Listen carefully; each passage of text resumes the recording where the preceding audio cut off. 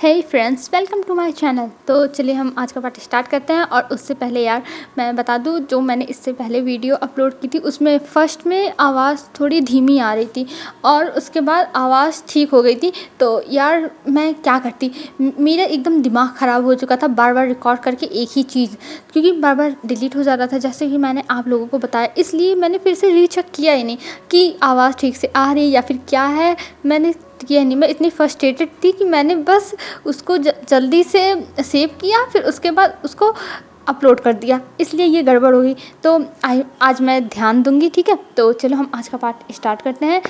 हमने देखा था जो विंग था वो अब उठ चुका था और वो सीधा वॉशरूम में चला गया था और वॉशरूम में जाता है वो और अच्छे से शावर लेता है, क्योंकि बहुत ज़्यादा ये विंग थका हुआ था। एक तो कल की पार्टी थी और फिर रात में इतने देर में विंग सोया था, इसलिए अभी भी विंग को नींद आ रही थी। लेकिन ऑफिस तो जाना ही पड़ेगा ना। हाँ, वांगजी है, वांगजी छुट्टी ले सकता है, क्योंकि अभी वांगजी ऐसे जैसे अभी जो विंग है वही सीईओ है, तो उसका जाना तो भाई ज़रूरी है। पर वांगजी का जाना इतना ज़रूरी नहीं है, क्योंकि वो वहाँ का सीईओ नहीं है। तो इसलिए जो विंग था वो सोचता है कि चलो मैं ही चला जाता हूँ, आज वांगजी रेस्ट ही कर ले। और ये सोच के विंग वहाँ से निकल जाता है अब वॉशरूम से, और वॉशरूम से बाहर आता है तब वो देखता है कि वांगजी अभी भी सो रहा है। ये देख के विंग जाता है वांगजी के पास और वांगजी को घूर घूर के देखने लगता है। और वांगजी तो अभी सोया हुआ था और तभी विंग के बालों से वांगजी के ऊपर पानी एक एक बूंद करके उसके फेस पे गिरती है, जिसकी वजह से विंग का वांगजी के मुंह का शेप थोड़ा चेंज होता है। पर जो विंग था उसका ध्यान ही नहीं जा रहा था, इस वजह से वो बस चुपचाप देखे जा रहा था। तभी जो वांगजी था वो कहता है, ओह ये बारिश कहाँ से आ गई। तभी जो विंग था उसे ध्यान आता, अरे उसके बालों में से ये तो पानी गिर रहा है। इस वजह से विंग की जो नींद है वो डिस्टर्ब हो रही होगी, और इस वजह से फिर वो कहता है, ओह आई एम सॉरी सॉरी, और ये कह के वो जाने लगता है। पर जो वांगजी था अब तो उसके दिमाग में खुराफात आ चुकी थी और वो सीधा विंग का हाथ पकड़ता है और अपनी तरफ खींच लेता है और कहता है, विंग तुम कहाँ जा रहे हो, और मेरे साथ सो जाओ। और ये कह के वो बेड पे गिराता है अपने बगल में और उसके ऊपर अपने पैरों को रख के सोने लगता है। तब विंग कहता है, अरे वांगजी मुझे जाने दो, मुझे जाना है वांगजी, मुझे जाना है। तब वांगजी कहता है, मैं तुम्हें नहीं जाने दूंगा विंग, तुम बस मेरे हो, बस मेरी। और ये कह के वो उसे हग करके उसे स्मेल करने लगता है, क्योंकि अभी विंग के बॉडी से बहुत अच्छी फ्रेगनेंस आ रही है, क्योंकि विंग नहा के आया है। तो जो रोज़ की स्मेल है वो बहुत अच्छी आ रही है, क्योंकि विंग जो है वो रोज़ का ही जो साबुन है वो यूज़ करता है, या फिर मान लो बॉडी वॉश जो भी है वो यूज़ करता है। तब अभी वांगजी कहता है, सच में विंग तुम बहुत अच्छे स्मेल कर रहे हो, आई लव यू विंग। और ये कह के वो बस उसे स्मेल कर रहा था और उसे पकड़ के अपने बगल में सुलाया हुआ था, और विंग ने अभी बस बाथरोब भी पहना हुआ था। तब विंग कहता है, वांगजी मुझे छोड़ो वांगजी। और ये कह के वो छुड़ाने लगता है, पर जो वांगजी था वो उसे छोड़ ही नहीं रहा था। और धीरे धीरे वांगजी के जो हाथ थे वो विंग के बाथरोब के अंदर जाने लगते हैं। और ये देखते हैं विंग कहता है, ओह ये लड़का ये क्या कर रहा है। और ये कह के वो वांगजी का हाथ पकड़ता है। तभी वांगजी कहता है, विंग क्या कर रहे हो, मुझे डिस्टर्ब मत करो। और ये कह के वो विंग का हाथ हटा देता है अपने दूसरे हाथों से, और फिर विंग के बाथरूम के अंदर अपने हाथों को लेके जाता है और फिर वहाँ पे इधर उधर उसके टच करने लगता है। और अभी जो वांगजी के हाथ थे वो बहुत ज़्यादा ही वार्म थे, एकदम गर्म था, और विंग का बॉडी था वो ठंडा था, क्योंकि विंग बात लेके आया था। तब विंग को बहुत अलग सा फील हो रहा था, उसके पूरे बॉडी पे वो वार्म हैंड इधर उधर घूम रहे थे। और विंग कहता, वांगजी ये क्या कर रहे हो, वांगजी अपने हाथों को बाहर निकालो। पर वांगजी उसकी बात सुनेगा, कतई नहीं, वो कतई नहीं सुनने वाला है। तो वो अब उसके बॉडी को पूरा टच करने लगता है। और इधर विंग था, अब उसकी बॉडी जो थी वो शिवर कर रही थी, उसकी बॉडी में एकदम करंट दौड़ रहा था, जैसे जैसे लग रहा था कि उसकी बॉडी में अचानक से शॉक लग रहा है। और वो कहता, वांगजी ये क्या कर रहे हो वांगजी वांगजी। पर वांगजी कहता है, विंग चुपचाप पड़े रहो और तुम अभी मुझे डिस्टर्ब मत करो और मुझे अपना काम करने दो। और ये कह के वो पूरी बॉडी को एक्सप्लोर किया जा रहा था। और इधर जो विंग था वो कहता, वांगजी ऐसा मत करो। पर वांगजी उसकी बात सुनेगा, विंग चाहे जितना मना कर ले नहीं सुनने वाला है। और धीरे से वो विंग के बाथरूम को खोल देता, और इधर विंग इतना ज़्यादा बेहोशी की हालत में आ चुका था कि उसे पता ही नहीं चला कि वांगजी ने उसके बाथरूम को खोल दिया है। और इधर जो वांगजी था वो अब बाथरूम को खोल कर उसके बॉडी को टच करने लगता है, और भी ज़्यादा उसके स्टमक पर आ जाता है, उसके बेली को बहुत अच्छे से घुमा घुमा के अपनी उंगलियों को देख रहा था। और इधर जो विंग था वो कहता वांगची बस करो, वांगची वांगची ये तुम क्या कर रहे हो वांगची। पर वांगची कहता है विंग शांत रहो। और ये कह के वो फिर विंग के ऊपर आता है और विंग को किस करने लगता है। और इधर जो विंग था अभी उसके लिप्स भी एकदम ठंडे पड़े हुए थे क्योंकि वो नहा के आया था, तो भाई ठंडे रह गए और विंग की बॉडी पूरी अभी ठंडी थी। पर वांगजी ने इतना उसे प्रोवोक किया कि उसकी बॉडी अब हॉट होने लगी थी। और विंग कहता है वांगजी वांगजी, पर वांगजी कहता है विंग चुपचाप रहो। और ये कह के वो विंग को अब प्लेजर देने लगता है। और इधर वांगजी तो बिना कपड़े के ही सोया था और विंग का बेचारे का बाथरोब ही निकल गया, तो उसका भी काम ख़त्म ही हो गया। तब जो वांगजी था वो उसके साथ अब लव मेकिंग करने लगता है। और इधर जो विंग था वो कहता है वांगजी ये तुम क्या कर रहे हो वांगजी। पर वांगजी जब नहीं रुकता है तब विंग भी अपने आप को सबमिट कर देता है वांगजी के सामने। और दोनों फिर बहुत टाइम तक लव मेकिंग करते हैं, मुश्किल से 2 घंटे तक। और उसके बाद विंग उठता है और कहता है वांगजी अब बहुत हो गया, बस अब बहुत हो गया, बस करो, मुझे ऑफिस भी जाना, मुझे बहुत इंपॉर्टेंट काम है। तब वांगजी कहता है अरे विंग ऑफिस जाने की क्या जरूरत है, मैं हूँ ना, मैं सब कुछ संभाल लूँगा। तब जो वहाँ विंग था वो कहता हाँ तुम क्या संभालोगे, मैं CEO हूँ और मुझे संभालना पड़ेगा, समझे। तब जो वांगजी था वो हंसने लगता है। तब विंग बहुत मुश्किल से उठता और अभी फिर से उसकी हालत ख़राब हो चुकी थी। वो बेचारा फिर से शॉवर लेने जाता है क्योंकि उसे वांगजी के ऊपर अब गुस्सा आ रहा है और वांगजी ने उसको एकदम मेस बना के रख दिया है। तब वो जाता है फिर से शॉवर लेता है और शॉवर लेने के बाद आता है और फिर से वांगजी उसे देख रहा था। और अभी वांगजी ऐसे नंगा पुंगा बस अपने जो जिसके जो मतलब लोअर पार्ट था उसको बस छुपा के, मतलब उसके ऊपर अपने ऊपर एक चादर डाल के बस अपने हाथों को अपने सर के पीछे रख के विंग को देखे जा रहा था। और अभी उसकी पूरी जो चेस्ट थी वो एकदम नेकेड दिखाई दे रही थी, जो देख के विंग कहता हाँ इसका मैं क्या ही करूँ। और ये कह के वो जाने लगता है अपने कपड़ों को चेंज करेंगे। तभी जो वांगजी था वो कहता विंग तुम कहाँ जा रहे हो। तब विंग कहता वॉशरूम में जा रहा हूँ कपड़े चेंज करने के लिए। तब जो वांगजी था वो कहता है तुम अंदर क्यों जा रहे हो, यहीं पर चेंज करो, मेरे सामने चेंज करने में क्या हो गया। तब विंग कहता है नहीं मुझे तुम्हारे सामने कुछ नहीं करना, और तुम तो चुप ही रहो लैन वांगजी, तुम्हारी वजह से ये सब हो रहा है। तब लैन वांगजी कहता अरे मैंने क्या किया विंग, तुम तो और हो, मेरे साथ ऐसे बिहेव कर रहे हो, मैंने तो कुछ किया ही नहीं। तब विंग कहता है यही तो दिक्कत है, तुम ही तो हर फसाद की जड़ हो। और ये कह के वो अपने कपड़े लेके वॉशरूम में जाने लगता है। तभी जो विंग था उसे देखते हुए वांगजी कहता है प्लीज़ विंग ग्रे कलर मत पहनो, तुम जाके अच्छे से रेड कलर पहन के आओ, तुम उसमें बहुत ज़्यादा प्रिटी लगते हो। और ये कह के वो विंग के साथ फ्लर्ट कर रहा था और विंग को सच में विश्वास नहीं था वांगजी उसके साथ फ्लर्ट कर रहा है, सच में वांगजी कितना बदल चुका है।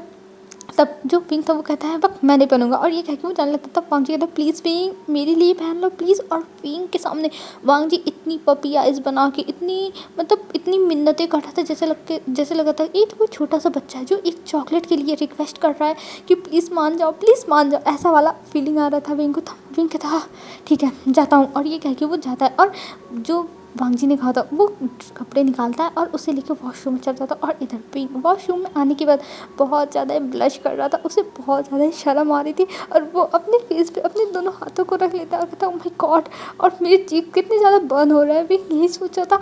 और इधर जो वांगजी था वो बाहर हंस रहा था। और तब भी अच्छे से तैयार होता है और वो रेड कलर की शर्ट थी उसे पहनता है, उस पर ब्लैक कलर का टाई था और जो सूट था मतलब सूट का पैंट था ब्लैक कलर का उसको पहनता है और जो सूट है उसको हाथ में ले लेता है और जो उसके स्लीव्स थे रेड कलर के शर्ट के उसको फोल्ड कर लेता है।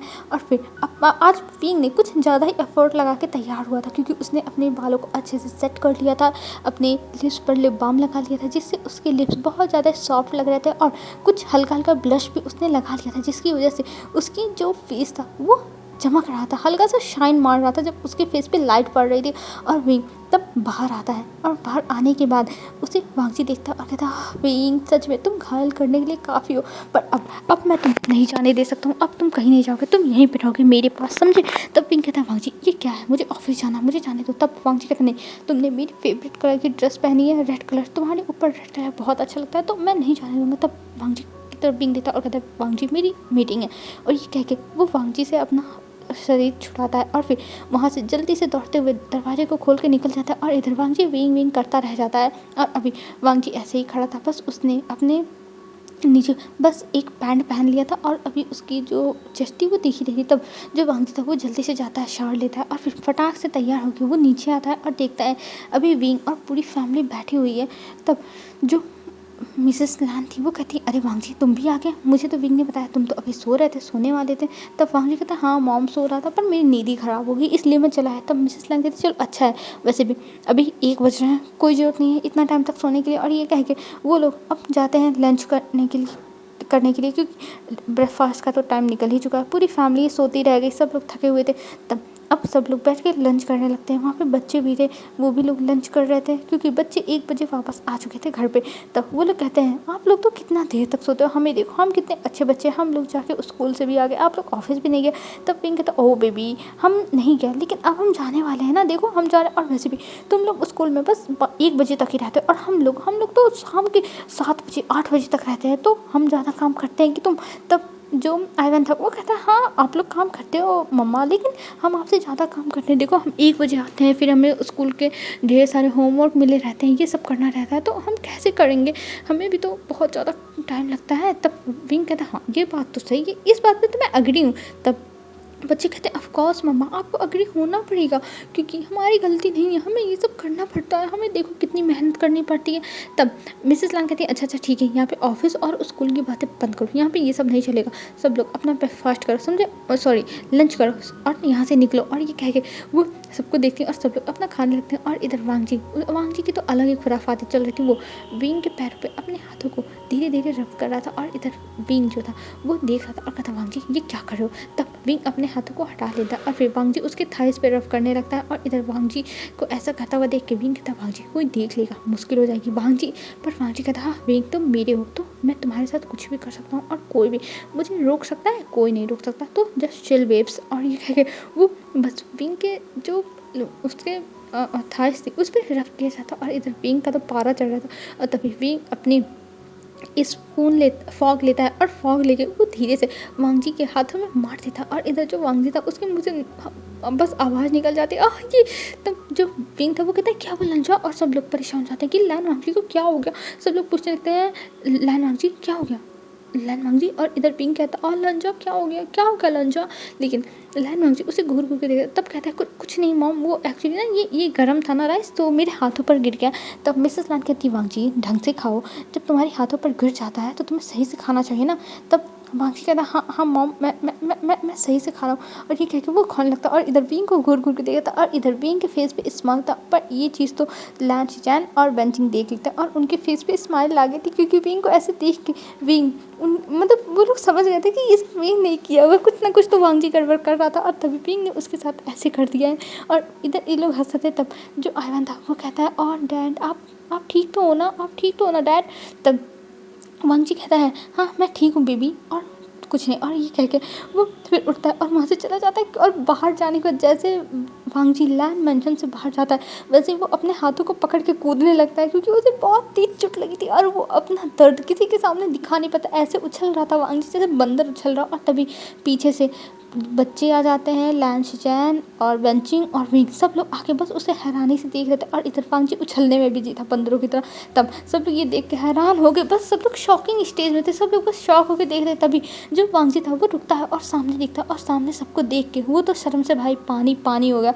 उसकी यही गाना उसके लिए शूट करेगा, मैं पानी पानी हो गई। और वांग जी बस सबको देखता है और मतलब ऐसे वो एक्शन करता है कि मतलब किसी को विश्वास नहीं। तो वांग जी फिर उसके बाद जब उछलना बंद कर देता तब सबको देख लेता है, उसका तो भाई एकदम फेस का कलर ही उड़ जाता है। लेकिन फिर उसके बाद वो अपने अंदर कॉन्फिडेंस लाता है और फिर वो अपने हाथ पे एक हल्का सा फूंक मारता है और फिर वहाँ से अपने टाई को सही करते हुए कार में चला जाता है और पीछे से कह के देता विंग जल्दी आओ हमें जाना है ऑफिस, बहुत सारा काम है। और ये कह के वो चला जाता है। और इधर उसके जाने के बाद सब लोग शौक में एक दूसरे को देखते हैं पर फिर जोर जोर से सब के सब हंसने लगते हैं। और इधर वांग जी सबकी हंसी सुन रहा था पर वो जाके कार में बैठ जाता है और अपने फेस को हाइड कर लेता कि इतनी एम्बैरेसिंग सिचुएशन उसके साथ क्यों हो गई।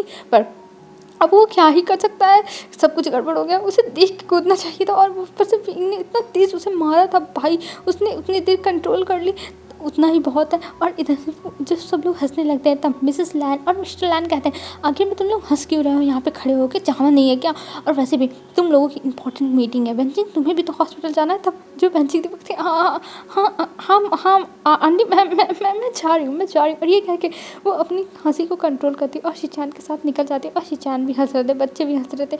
तभी विंग जाते हुए बच्चों से कहता है बच्चों ये सब अपनी अपने ग्रैंड माँ और ग्रैंड फादर को मत बताना, समझे? तब वो लोग कहते क्यों मम्मा, ये तो कितनी फ़नी चीज़ हुई थी ना, कितनी अच्छी, हमें तो मज़ा आया। तब विंग कहता है नहीं बेटा बेबी मत बताना, नहीं तो तुम्हारे फादर को ना बहुत ज़्यादा एम्बैरेसिंग फील होगा, तो तुम्हें अच्छा लगेगा, नहीं अच्छा लगेगा ना, तो इसलिए मत बताना। तब वो बच्चे कहते ओह अच्छा ऐसी बात है, ठीक है हम नहीं बताएंगे, हम किसी को कुछ भी नहीं बताएंगे, हम ये सीक्रेट ही रखेंगे। और ये कह के वो बच्चे विंग के चीक्स पर किस करते हैं और फिर विंग वहाँ से आगे वांग जी के बगल में बैठ जाता है। तभी जो वांग जी था वो कहता विंग तुम और जल्दी नहीं आ सकते?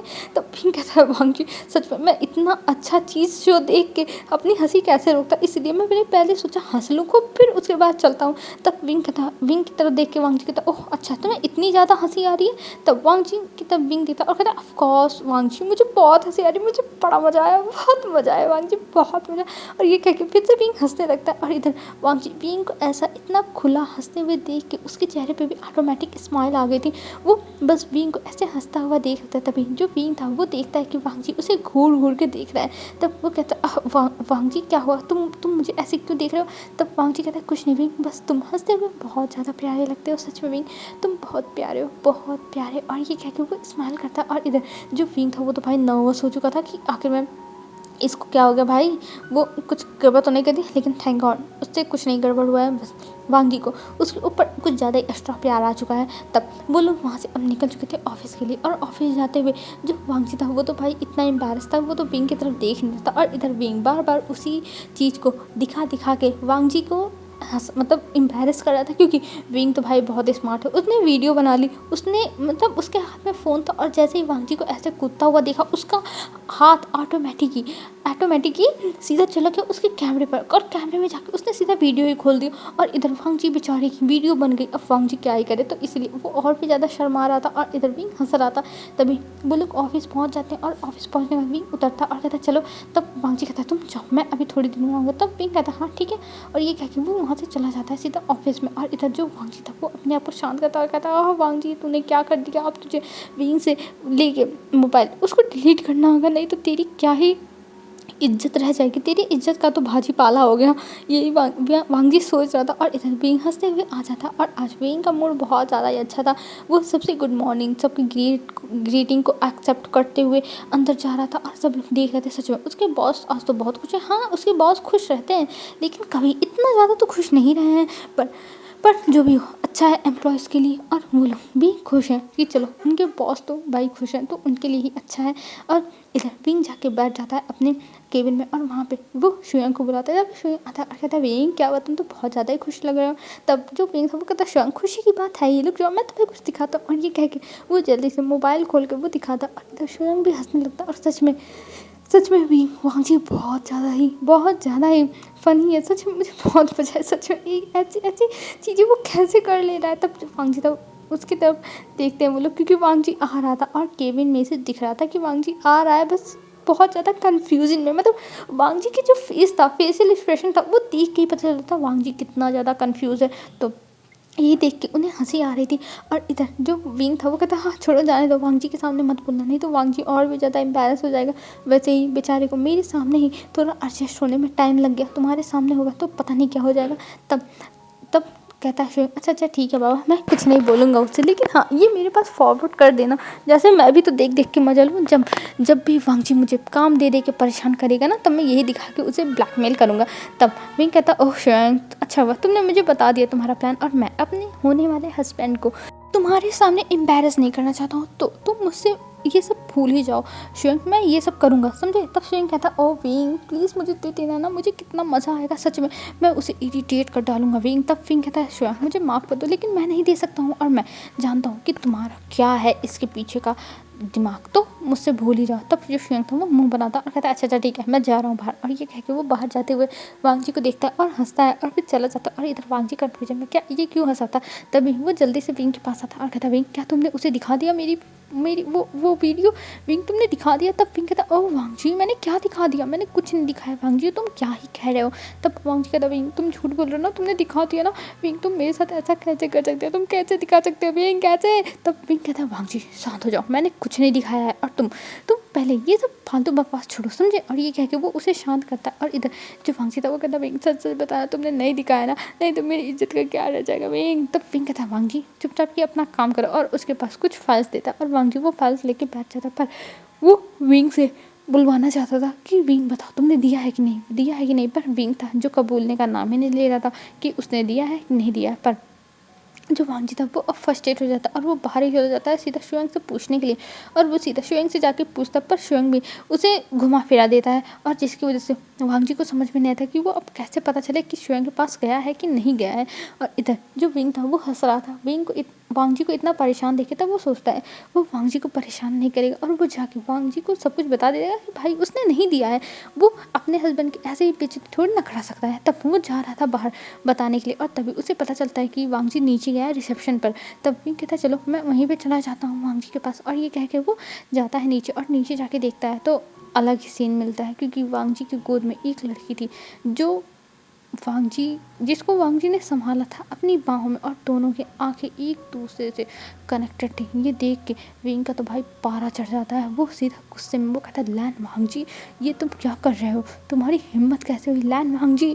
तभी जो लैन वांग जी था वो उस तरफ देखता है और विंग को इतने गुस्से में देख के वो लड़की उसके हाथों से छूट जाती है और वो बम से नीचे गिर जाती है और वो लड़की चिल्लाती है ओ मेरी कमर। तभी जो विंग था वो कहता है लैन वांग जी ये क्या कर रहे हो, मैंने तुम्हें इसीलिए यहाँ पे रखा हुआ है, इसीलिए तुमको सैलरी दे रहा हूँ। लैन वांग जी तुम्हारी हिम्मत कैसे हुई। तब वांग जी कहता अरे विंग तुम ऐसे कैसे बातें कर रहे हो, ऐसा कुछ नहीं है, ये ओमेगा बस फिसल गई थी और मैंने बस इसको संभाल लिया। तभी जो विंग था वो कहता है तुम्हारी हिम्मत कैसे हुई, तुमने इसको कैसे संभाला, तुम्हारी हिम्मत कैसे हुई। तब वांग जी कहता है अरे वी मैंने बस संभाल लिया और ये गिर जाती इसको चोट लग जाता तो।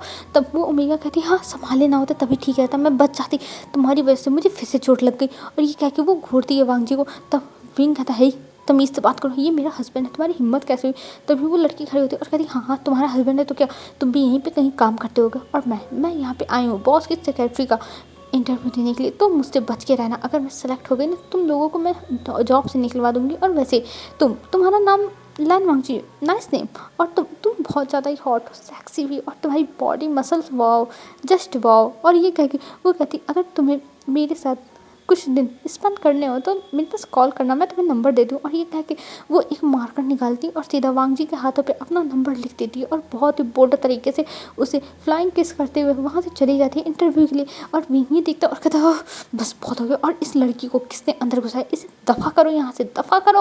और ये कह के वो चिल्लाता है। और इधर जो विंग था उसे देख के वांग जी कहता विंग विंग शांत हो जाओ प्लीज़ विंग, मैंने कुछ नहीं किया विंग, मैंने कुछ नहीं किया, वो तो मेरी खुद ही कलेग पड़ गई, मैंने कुछ नहीं किया विंग। तब विंग कहता हाँ लैन वांग जी मैं तुमसे तो बाद में निपटूंगा, रुक जाओ पहले मुझे उससे निपटने दो।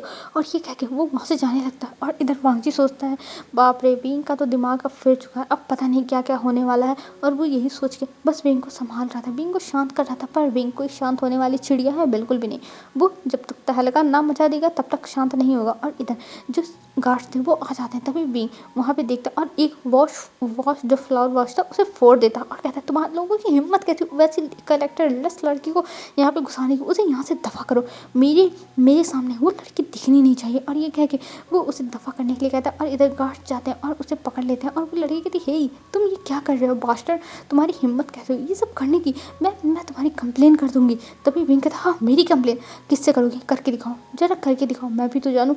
तब वो कहती है मैं लैन शिजान से तुम्हारी कंप्लेन करूँगी, लैन शिजान नहीं मुझे यहाँ पे भेजा है समझे। और ये कह के वो चिल्लाती है। और इधर विंग कहता ओह तो लैन शिजान ठीक है मैं अभी कॉल करता हूँ और मैं बुलाता हूँ। और वो सीधा लैन शिजान को कॉल करता और कहता है गगा आपकी ज़रूरत है, आप प्लीज़ रिसेप्शन पे आइए।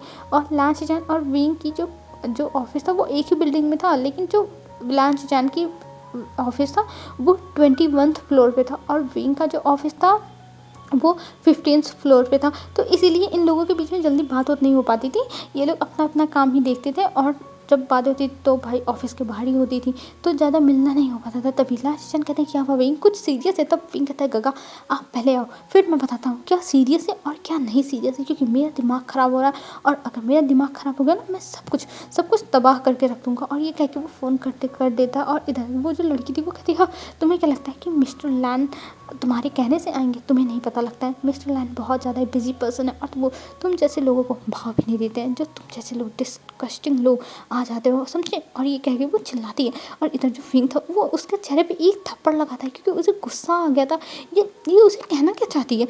तभी जो कुछ टाइम के बाद, लगभग 10 मिनट के बाद, वहाँ पे लैन शिचान आते हैं, और लैन शिचान आते हुए कहते हैं क्या हुआ यहाँ पे, क्या चल रहा है? तभी वो जो लड़की थी वो अपने आप को छुड़ाती और लैन शिचान के पास जाती और कहती है सर देखिए ये लोग मेरे साथ कैसे बिहेव कर रहे हैं, आप ही ने तो मुझे भेजा था यहाँ पे सेक्रेटरी की जॉब के लिए, और ये लोग मेरे साथ कितनी बदतमीजी से बिहेव कर रहे हैं। तभी जो शिचान थे वो देखते हैं विंग को और कहते हैं विंग क्या हुआ है, यहाँ क्या चल रहा है? तब विंग कहता है गगा आपने इसको भेजा था, आपने इसे मेरी यहाँ पे भेजा था? तब शिचान कहते हैं हाँ ऑफकोर्स विंग मैंने भेजा था, ये लड़की काम में अच्छी थी तो मैंने सोचा मैं यहाँ पे भेज दूँ तुम्हारे लिए, तुम्हारे काम में मदद हो जाएगी। तभी विंग कहता हाँ गगा मुझे इस लड़की की कोई भी ज़रूरत नहीं, और इसे यहाँ से दफ़ा करिए जल्द से जल्द, मैं इसको अपने सामने बस सहन भी नहीं कर सकता हूँ, इसे यहाँ से दफ़ा करिए गगा, दफ़ा करिए। तब शिचान कहते हैं पर हुआ क्या है विंग, मुझे बताओगे? मुझे कुछ नहीं समझ में आ रहा है, हुआ क्या? ये लड़की तो अपने काम में अच्छी थी। तब विंग कहता मुझे नहीं पता, बस इसे यहाँ से दफ़ा करिए। तब वो लड़की कहती है सर देखिए ये लड़का बहुत ज़्यादा बदतमीज़ है, इसे आप यहाँ से निकालिए, हमारे बॉस पता नहीं कैसे इसे झेलते होंगे, और ये एक नंबर का कैरेक्टर लेस इंसान होगा जो यहाँ पे आके बैठा हुआ है और चिल्ला रहा है फालतू में।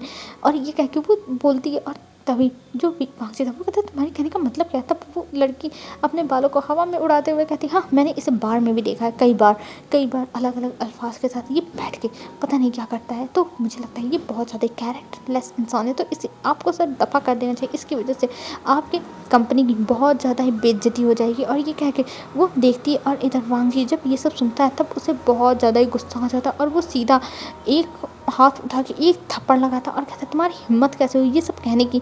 तभी जो वो लड़की थी वो कहती हाउ डेयर यू, तुमने मेरे फेस पे कैसे मारा? और वो शिचान से बोलती है सर इन लोगों की हिम्मत देखिए, इन्होंने मुझे मारा सर, मुझे मारा, मैं आपके यहाँ पे आई हूँ, मुझे मारा सर। और तब शिचान कहते हैं ये क्या बकवास है, तुम चुप रहो, और जो भी इन लोगों ने किया है वो बहुत सही किया, तुम्हारी हिम्मत कैसे हुई ऐसे बीइंग से बकवास करने की, तुमने ऐसा कैसे किया?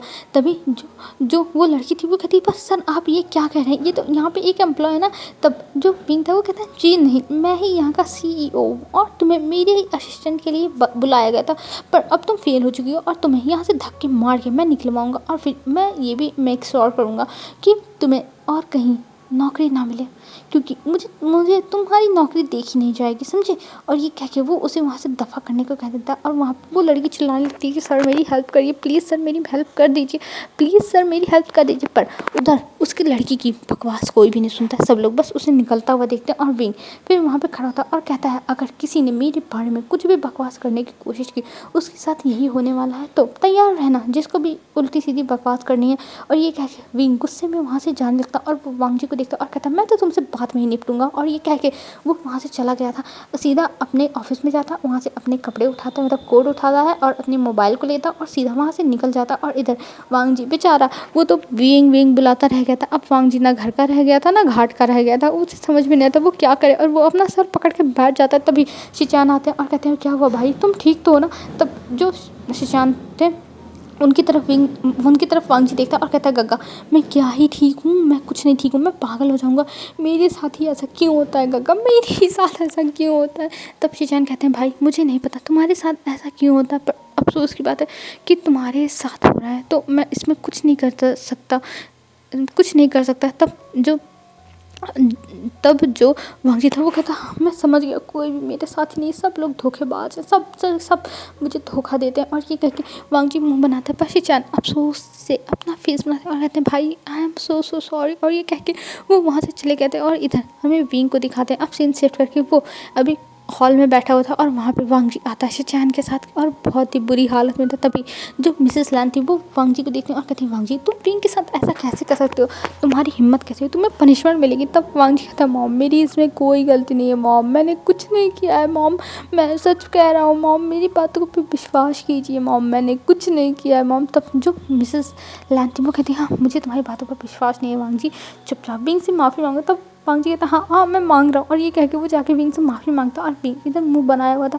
तभी वांग जी कहता, विंग प्लीज़ मुझे माफ़ कर दो, मैं नहीं जानता था कि वो लड़की ऐसा कुछ बोले कि आई स्वेल विंग, ये देखो मैंने उसके नंबर को भी मिटा दिया। तब वांग जी की तरफ विंग देता और कहता है, तुम क्या चाहते थे, मैं उसका नंबर ना मिटाने के लिए कहूँ, हाँ तुम क्या चाहते थे कि मैं कहते था, नहीं नहीं वांग जी तुम बात कर सकते हो। तब वांग जी कहता, अरे मेरा ये कहने का मतलब नहीं था, मैं बस ये कह रहा था कि मैंने उसका नंबर मिटा दिया है, प्लीज़ मुझे माफ़ कर दो विंग, माफ़ कर दो।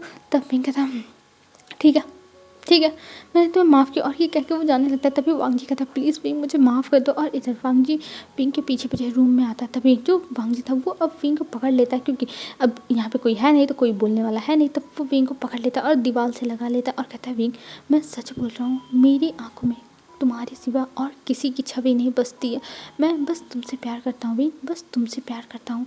तुम कभी भी ये मत सोचना कि मैं तुम्हें चीट करूँगा या फिर कुछ और, मैं बस तुम्हारे साथ हूँ, बस तुम्हारे साथ, मैं तुम्हें कभी भी धोखा देने के बारे में सपने में भी नहीं सोच सकता विंग, मैं ऐसे सोच को अपने आसपास भी नहीं आने दे सकता विंग, प्लीज़ विंग मेरी बात मान जाओ।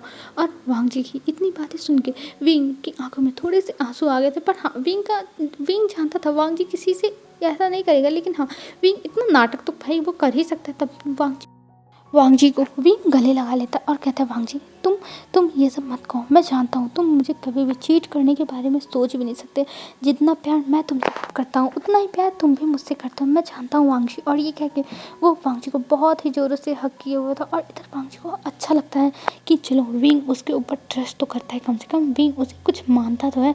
और ये सोच के उसकी आंखों में भी आंसू आ गए थे, और वो विंग को गले लगा के बस बैठा हुआ था, और इधर विंग भी फर्स्ट पे गले लगा के वांग जी को बैठा हुआ था, क्योंकि वांग जी को अभी संभालने की ज़रूरत थी। वांग जी बहुत ज़्यादा इमोशनल हो गया था, और विंग को नहीं लगा था कि वांग जी इतनी छोटी सी बात से वो इमोशनल हो जाएगा। उसे तो लगा नहीं था कि वांग जी उसके नाराज़ होने से कुछ भी फ़र्क पड़ेगा ज़्यादा, लेकिन हाँ वांग जी के ऊपर फ़र्क पड़ा है, इसलिए विंग को बहुत अच्छा लगा, और उसका दिल भी भर आया कि वांग जी उसके बारे में इतना सोचता है।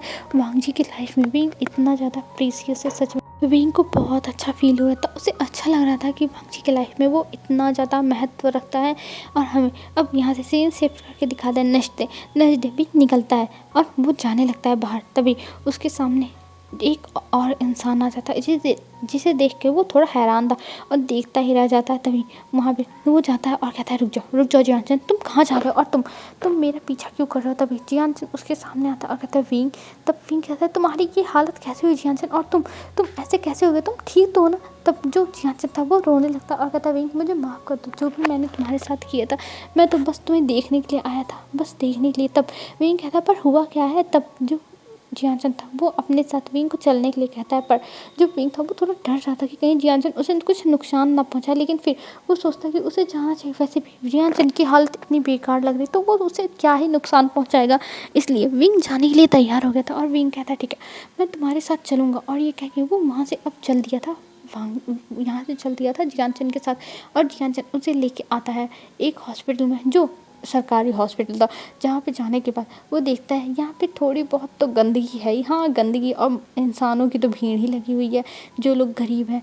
ये देख के वो कहता है, पर यहाँ पे क्यों। तभी जियानचन लेके जाता है एक कमरे में और वहाँ पे दिखाता है, वहाँ पे मिसेस मैडम यू पड़ी हुई थी एक बिस्तर पे, और वो अभी खांस रही थी। ये देख के विंग कहता है, पर ये क्या हुआ जियानचन, ये कैसे। तब जियानचन बताता है कि उसकी मॉम को टीबी है और वो अब सच में पछताती हैं विंग के साथ ऐसा करके। तभी जो विंग था वो कहता, हाँ सच में वो पछताती हैं।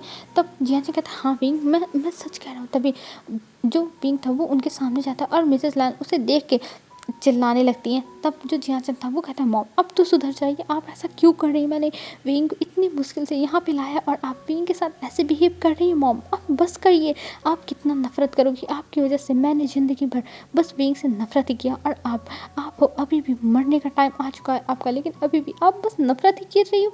तब मिसेस लैन जब ये सुनती है तब मैडम यू कहती हैं, तुम चाहे जो कर लो, पर मैं इस लड़के से नफ़रत ही करूँगी हमेशा, इससे मेरी नफ़रत ही रहेगी और मैं अगर मर भी जाऊँगी ना फिर भी मेरा नफ़रत इसके लिए कभी ख़त्म नहीं होगा। और ये सुनने के बाद विंग को कोई फ़र्क नहीं पड़ता। वैसे भी इस औरत ने उसे इतना टॉर्चर किया तो उसके बारे में सुन के उसे क्या कहाँ ही इतना फ़र्क पड़ेगा। वैसे भी ये हमेशा ऐसे ही बोलती रहती। तभी जो जियान चंद था वो विंग के सामने आता है और विंग के सामने आके वो विंग से माफ़ी मांगता और कहता, विंग माफ़ कर दो, जो भी मेरी मदर कह रही है तुम्हें, हमें माफ़ कर दो।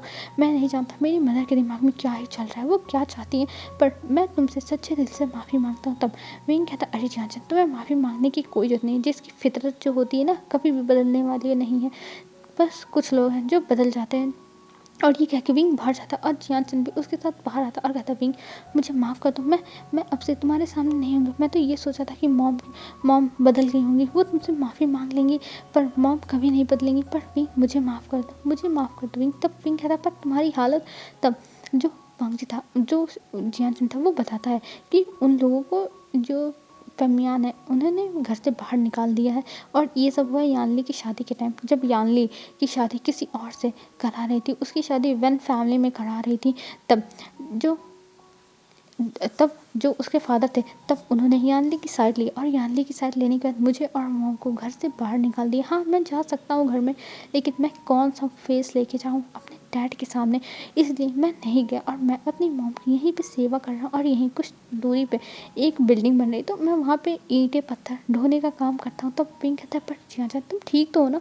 तब जियान कहता है, हाँ विंग मैं ठीक हूँ, बस मेरी ज़िंदगी सुकून से कट रही है, मुझे और कुछ नहीं चाहिए अपनी लाइफ में, बस मुझे सुकून चाहिए। और ये कह के वो विंग से अब जाने के लिए कहता है, पर विंग को थोड़ा बुरा लग रहा था, पर जो जियान चंद था वो नहीं मानता है और कहता है, जाओ विंग यहाँ से चले जाओ, और तुम अब हमसे कभी मत मिलना, तुमने मुझे माफ़ कर दिया, मेरे लिए इतना ही काफ़ी है।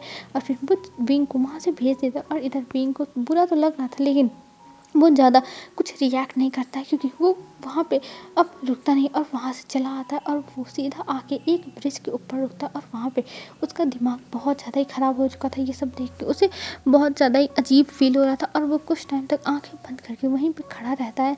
और कुछ टाइम के बाद उसका दिमाग शांत होने लगता है, पर तभी वहाँ पे दूसरी कार आके रुकती है और उसमें वांगजी था और कहता, विंग तुम यहाँ पे हो? मैं तुम्हें सुबह से ढूंढ रहा हूँ और अभी शाम हो चुकी है, विंग तुम कहाँ गए थे? मुझे तुम्हारी कितनी टेंशन हो रही थी। तब जो विंग था वो बहुत ज़्यादा सैड था और वांगजी समझ जाता है कि विंग अभी बहुत सैड है, तो इसलिए वो ज़्यादा कुछ बोलता नहीं और विंग को गले लगा लेता और कहता, विंग तुम ठीक तो हो ना? विंग तुम ठीक तो हो ना? क्या हुआ है मुझे बताओ। तब विंग उसे गले लगा के कहता, कुछ नहीं वांगजी, कुछ नहीं। और ये कह के वो बस वांगजी को कुछ टाइम तक गले लगा के ऐसे ही रखता है और कहता है, वांगजी प्लीज़ मेरे साथ ऐसे ही कुछ टाइम तक रहो। और वांगजी भी बिना बोले विंग के साथ ऐसे ही रहता है कुछ टाइम तक। और फिर हमें दिखाते हैं अब यहाँ से शिफ्ट करके सीन सीधा घर का। विंग और वांगजी घर पे पहुँच चुके थे और इधर लैन कुनैन बैठे हुए थे और वो विंग को घूरते हैं और कहते हैं, विंग तुम कहाँ थे? आखिर में तुम कहाँ चले जाते हो? हमें तो समझ में नहीं आता, तुम घर छोड़ के कहाँ जाते रहते हो। तब जो वांगजी था वो कहता है, वो अंकल विंग को काम था इसलिए विंग गया था। तब कुनैन कहते हैं, अरे काम तो हमारे समय में भी होता था, लेकिन हम ऐसे भागते नहीं थे कि किसी को पता ही ना हो कि हम कहाँ पे हैं। तब जो वांगजी था वो कहता, अंकल वो कहीं बाहर था, काम से था, पर विंग का दिमाग बहुत ज़्यादा ही डिस्टर्ब था, इसलिए वो कुछ बोलता नहीं और वो सीधा चला जाता है वहाँ से अपने रूम में। और रात में विंग खाना खाने के लिए भी नहीं आता। ये देख के मिसेस लैन थोड़ा परेशान होती है, पर वांगजी कहता है, विंग के बारे में आप टेंशन मत करिए, सब कुछ ठीक हो जाएगा। और इधर जो विंग था वो अब देखता है कि वांगजी भी आके उसके बगल में सो चुका और वांगजी जब नींद में था, पर विंग को नींद आ नहीं थी। विंग को जैसे घुटन फील हो रहा था, उसकी सांसें फूल रही थी, इस वजह से वो उठता है और सीधा वो टेरेस पर चला जाता है और वहाँ पे जाके वो बैठ जाता है और हमेशा की तरह वो चांद और सितारे देखने लगा था, जैसे उसकी आदत है पुरानी। वो जब दुखी होता है तब वो चांद और सितारों को देखता है। तभी वहाँ पे कुरैन आते हैं और वो देखते हैं और विंग को देखने के बाद कहते हैं, अरे विंग तुम यहाँ पे क्या कर रहे हो? तभी जो विंग था वो कहता, अंकल आप यहाँ। तभी कुरैन कहता है, हाँ विंग मैं यहाँ पे। और ये कह के वो आके बैठने पर विंग खड़ा हो जाता है। तब कुरैन कहता है, अरे तुम खड़े क्यों हो गए? तब विंग कहता है, नहीं आप बैठो, मैं चलता हूँ। तब कुरैन कहते हैं, अरे विंग मेरे अंदर कोई कांटे नहीं लगे हैं जो तुम भाग रहे हो। तब विंग कहता है, ऐसी बात नहीं है अंकल, ऐसी बात नहीं है। तब कुरैन कहते हैं, हाँ तो फिर क्या बात है बताओ। तब विंग कहता है, कुछ नहीं अंकल कुछ नहीं। तब कुरैन उसे अपने बगल में बैठाते हैं और विंग के हाथों को पकड़ते हैं बहुत ही सॉफ्ट और जेंटल वे में और कहते हैं, विंग बताओ क्या हुआ है, मुझे बताओ, मैं तुम्हारी मदद हो सकता हो कर सकूँ। तब विंग बताता है कि उसकी आंटी की हालत कैसी है, जियान चंद कैसी लाइफ जी रहा है, वो सब कुछ बताता है। तब कुनैन कुछ टाइम तक शांत रहता है और अपनी आंखें बंद करके ये सब बस सुनते रहते हैं। फिर उसके बाद वो जब देखते हैं कि विंग की बातें कंप्लीट हो गई, तब वो विंग की तरफ देखते हैं और कहते हैं, विंग तुम इन सब की टेंशन मत लो, जिसके साथ जो होता है उसका कर्म होता है। देखो तुम्हारे साथ उन्होंने इतना बुरा किया तो उन्हें उसका फल तो मिलेगा ना, और तुमने भी कहीं ना कहीं कुछ बुरा किया होगा, इसीलिए तुम्हारे साथ इतने टाइम तक इतना बुरा हुआ। पर तुम्हारी आंटी ने तुम्हारे साथ बुरा किया तो उसका फल उन्हें मिला ना। और अब देखो जितना भी तुम्हारे साथ बुरा हुआ, तुमने कष्ट झेला, अब तुम्हें उसका सुख मिल रहा है। तो तुम इसकी टेंशन मत लो, ये तो दुनिया है, यहाँ पे लोग आते जाते रहते हैं और सबके कर्म सब लोग भोगते रहते हैं और ये चक्र हमेशा ऐसे ही चलता रहता है। तो तुम इसके बारे में ज़्यादा मत सोचो और अपनी आने वाली ज़िंदगी को देखो, वही ज़िंदगी को जिसमें तुम आगे बढ़ने वाले हो और तुम्हारी लाइफ बहुत ही ज़्यादा अच्छी होने वाली है। तुम सच में बहुत ज़्यादा ही खुश रहोगे विंग, ये मेरा आशीर्वाद है और मैं जानता हूँ तुम्हारी लाइफ बहुत अच्छी जाएगी इसके बाद, समझे। तब जो विंग था वो कहता है, सच में आपको ऐसा लगता है कि मेरी लाइफ एकदम अच्छी जाने वाली है। तब कुनैन कहते हैं, ऑफ कोर्स विंग, मुझे पता है तुम्हारी लाइफ बहुत अच्छी जाएगी और मैं तुम्हें ढेर सारी ब्लेसिंग्स देता हूँ। और वांग जी ने इतना सारा पूजा पाठ सब कुछ किया है तो उसका फल उसको और उसकी फैमिली को मिलेगा ना, और तुम उसकी फैमिली हो तो ऑफ कोर्स तुम्हें मिलेगा ही, जो वांग जी का है उसका आधा तुम्हें मिलेगा ही। और ये कह के वो स्माइल करते हैं। तब विंग कहता है, अंकल सच में आप बहुत अच्छे हो। तब जो कुनैन थे वो कहता है, मैं अच्छा हूँ, मैं बहुत ज़्यादा स्ट्रिक्ट हूँ, तो मेरे बारे में अच्छे से बात करो विंग। तो विंग कहता है, हाँ अंकल, मैं आपके बारे में अच्छे से बात करूँगा। और ये कह के विंग की आंखों में आंसू आ गए थे, क्योंकि कुनैन के समझाना ही विंग के लिए ये अच्छा था। वो अभी तक इसी गिल्ट में था कि उसकी आंटी के साथ ये सब हो गया और उसके भाई के साथ ये सब हो गया, क्या उसकी गलती है, उसकी वजह से हुआ है। लेकिन अंकल के समझाने के बाद उसे समझ में आया कि ऐसे तो ये कर्मा का जो भी है मिलना वो तो चलता ही रहता है, किसी को अच्छा मिलता है किसी को बुरा मिलता है, जो जैसा कर्म करेगा उसके साथ ऐसा होगा। विंग ने भी किसी जन्म में कुछ बुरा किया होगा, इसीलिए उसके माँ बाप चले गए, उसे इतना टॉर्चर किया गया, पर उसी का फल जितना उसने ये सब टॉर्चर झेला और गॉड के ऊपर विश्वास रखा है, इसीलिए अब उसके साथ इतना अच्छा हो रहा है, उसको इतनी अच्छी फैमिली मिल गई। और पहले जियान चंद और मैडम यू ने बहुत अच्छा कर्म किया होगा, इसीलिए उन लोगों को इतना अच्छा घर मिला, वो लोग इतनी रिच वे में अपना लाइफ स्पेंड कर रहे थे और विंग को टॉर्चर भी कर रहे थे। तो हो सकता हो विंग को टॉर्चर करने का ही फल उन लोगों को मिल गया हो। तो ये सब विंग सोचता है, आखिर में हमारा दिमाग बहुत सारी इमेजिनेशन कर देता है और कुनैन ने इस वे में से बताया है कि विंग ऐसी ही चीज़ें इमेजिन करे कि तुम्हारे साथ जो हुआ वो तुम्हारा कर्म था और जो उनके साथ हो रहा है वो उनका कर्म है। तो इसमें कुछ पैनिक करने की बात नहीं। हाँ, तुम चाहो तो अपनी तरफ से कुछ हेल्प ऑफर कर सकते हो, अगर तुम उस स्थिति में हो कि तुम ऑफर कर सकते हो हेल्प तो तुम कर दो, ऐसा कुनैन ने सिखाया। तब मतलब बताया, तब विंग इस चीज़ से थोड़ा निश्चिंत हो गया था और उसने सोच भी लिया था कि वो कुछ नहीं तो जितने साल उनके घर में खाया है पहले उसने काम किया है, लेकिन वो उतनी तो पैसे की ऑफ़र तो कर ही सकता है। इससे मैडम यू को ये भी नहीं लगेगा कि विंग ने एहसान किया, नहीं तो उन्हें भाई यही लगेगा कि विंग ने उनका मजाक उड़ाने के लिए ये सब किया है, तो मैडम यू को ये भी ना लगे तो ठीक ही रहेगा। तो यही सब विंग के दिमाग में अब चलता है। तभी कुनैन कहते हैं, अरे विंग क्या हुआ, क्या सोच रहे हो? तब विंग कहता है, कुछ नहीं अंकल, बस मैं ये सोचा था कि मुझे क्या करना चाहिए। तब कुनैन कहते हैं, देखो अपने दिल पे हाथ रखो और जो तुम्हारा दिल कहे वही करना और कुछ मत करना, कुछ भी जोर ज़बरदस्ती से कभी नहीं करना चाहिए विंग, जो हमारा दिल कहे वही करना चाहिए, नहीं तो फिर इतना पछतावा होता है ना कि वो पछतावा कभी ख़त्म नहीं होता। और ये कह के अंकल एक शाय करते हैं। तब जो विंग था वो अंकल की तरफ देखता और कहता है, अंकल क्या आपकी लाइफ में भी ऐसा कुछ हुआ था? तब अंकल कहते हैं, मेरी लाइफ का क्या है विंग, मेरी लाइफ में मैंने ऐसा पछतावा है जो आज तक ख़त्म नहीं हुआ। मैं इसीलिए तुम्हें बस यही सजेशन करूँगा, जो तुम्हें करना हो वो टाइम रहते कर लो, किसी को मनाना हो किसी को अपने पास रखना हो वो सब टाइम रहते कर लो, नहीं तो जब समय मुट्ठी से निकल जाती है ना तब तुम चाहकर भी वो चीज़ नहीं कर पाओगे, कभी नहीं कर पाओगे। बस तुम एक पछतावे की ज़िंदगी में रह जाओगे और पछतावा इतना गहरा हो जाएगा कि तुम कभी उस चीज़ से बाहर नहीं आ पाओगे। मेरी इन बातों को याद रखना विंग, कभी भी कुछ भी ऐसा मत करना कि तुम्हें उस चीज़ पे पछतावा हो और उसे अपने पास लाने के लिए तुम्हें लेट हो जाए। कोई भी चीज़ हो अपने पास रख लो, कभी पछताना मत। तब विंग कहता है, अंकल आपकी बातें मैं समझ रहा हूँ, सच में आप बहुत अच्छे से बताते हो। और ये कहेंगे वो स्माइल करता है। तब जो कुनैन थे वो कहता है, हाँ तो मैं अच्छे से बताऊंगा ही ना। और वैसे भी अब मैंने बता दिया ना, अब जाओ चुपचाप सो जाओ, सुबह ऑफिस भी जाना है ना तुमको, और कल मुझे तुम्हारे हाथ का ब्रेकफास्ट चाहिए, और अगर तुमने नहीं बना के दिया तो मुझसे बुरा कोई नहीं होगा। तब भी स्माइल करता है, उसके चेहरे पे एक स्वीट से। हर बार वो कुनैन को देख के इरीटेट हो जाता था, क्योंकि कुनैन उसे परेशान करते थे, उसे कितना परेशान करके रखते थे। पर आज भी स्माइल कर रहा है, उसके फेस पे खुशी है कि फाइनली मतलब उसे समझ में आ गया कि अंकल उसके साथ ऐसा बर्ताव क्यों करते थे। सच में वो खुश था, और अंकल से कहता, हाँ अंकल आप टेंशन मत लो, कल का जो ब्रेकफास्ट है आपको मेरे ही हाथों का मिलेगा, और आप टेंशन मत लो। तब अंकल कहते हैं ऑफ कोर्स मुझे चाहिए, और उसमें कुछ भी कम ज़्यादा हुआ ना तो सीधा उसको मैं तुम्हें ही खिलाऊंगा, समझे, क्योंकि खाना वेस्ट करना ये हमें नहीं सिखाते हैं। तब विंग कहता है ऑफ कोर्स अंकल, मैं कल अच्छे से बहुत अच्छा ब्रेकफास्ट बनाऊंगा। और ये कह के वो वहाँ से गुड नाइट बोल के अंकल से वो चला जाता है। और इधर अंकल अब बैठ के देखने लगते हैं तारों को, और अपने कुछ पुराने ख्यालों को यादें करते हैं। पर अब उन यादों को याद करके क्या फ़ायदा, अब उसका कुछ नहीं होने वाला है, सब कुछ ख़त्म हो चुका है, सब कुछ पीछे छूट चुका है। अब वो अगर लाना भी चाहें अपनी ज़िंदगी में वो सारी चीज़ें, तब भी नहीं आ सकती हैं वो सारी चीज़ें, तो उन्हें अब पीछे छोड़ देना चाहिए। कब तक वो पकड़ेंगे उन सारी चीज़ों को, और वो अपने हाथों में से एक धागा खोल के वहाँ पे रख देते हैं, एक प्लांट में बांध देते हैं, क्योंकि वहाँ पे ढेर सारे प्लांट लगे होते हैं, उसमें बांध के वो फिर नीचे चले जाते हैं, क्योंकि अब उन्हें उन सारी यादों के भरोसे नहीं, मतलब अपनी ज़िंदगी नहीं बितानी है। वो उन यादों को अब पीछे छोड़ के वो आगे निकल जाएंगे। हेलो फ्रेंड्स, आज के लिए बस इतना ही, और कल देखते हैं कल क्या होता है। कल लास्ट पार्ट होगा फ्रेंड्स, ठीक है, तो कल हैप्पी हो जाएगा, ठीक।